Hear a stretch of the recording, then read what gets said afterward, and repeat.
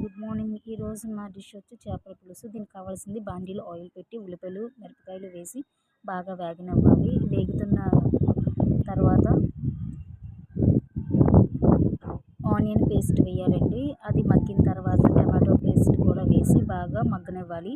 అంటే ఆయిల్ పైకి తేలే వరకు. అప్పుడు సాల్ట్ లేదంటే కల్లుప్పు లేదా ఒక హాఫ్ స్పూన్ పసుపు, ఒక 2 స్పూన్లు కారం ఎక్కువ ఉంటే బాగుంటుందండి, నాన్ వెజ్ కాబట్టి. ఆయిల్ అంతా బయటకు వచ్చాక చింతపండు రసం వేయాలండి. ఇప్పుడు ఆల్రెడీ కడిగి శుభ్రం పెట్టుకున్న చేప ముక్కలు వేయాలి అందులోని. ఇప్పుడు అందులో ఒక స్పూన్ ధనియాల పొడి, పచ్చి మిరపకాయలు, కరివేపాకు వేసుకుంటే చాలా బాగుంటుంది. అంతేనండి.